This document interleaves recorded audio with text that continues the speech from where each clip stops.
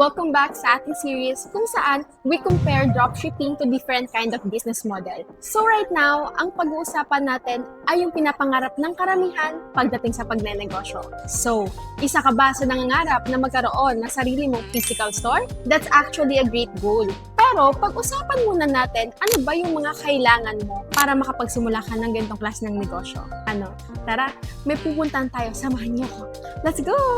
Tignan natin ang mga malalaking retail stores tulad ni Dali. Alam niyo ba na bago sila makapagbukas ng isang branch, napakaraming preparations yung kanilang ginawa? Una, kailangan ng commercial space o pwesto na strategic ang location. Then meron pang store renovation, shelves, lighting, signage, at store layout para maayos yung display ng mga products. And then next is inventory. A store like that needs of thousands of products ready on the shelves para may mabenta agad sa customers. Nandyan pa yung mga permits, registrations, logistics, staff, at daily operations. At syempre, tulad ng kahit na anong negosyo, may mga araw na mataas ang sales. Pero, may mga araw din na mahina ang traffic. Kapag mababa ang sales sa isang physical store, nandyan pa rin yung rent, kuryente, staff salary, at inventory na nakastock. But, hindi naman ibig sabihin na hindi na maganda ang ganitong klase ng negosyo. In fact, stores like Dali show how powerful a well-built retail business can be. Pero ang reality, malaki talaga ang preparation, capital, at operations na kailangan para may tayo at mapatakbo ang ganitong klase ng negosyo.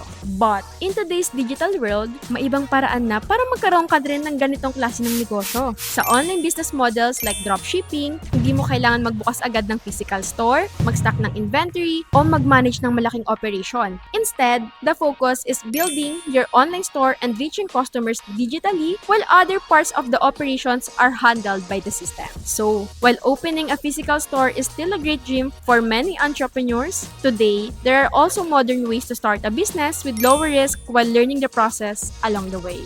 And that's it. So mga kabiluspenta, it's really a good goal and a dream for entrepreneurs to have their own physical store. But if you're still a beginner, you can still have your own business with low risk. If you want that, you can join first our free daily webinar. Click mo lang yung link na nasa caption sa itaas to reserve your slot. Kita kits!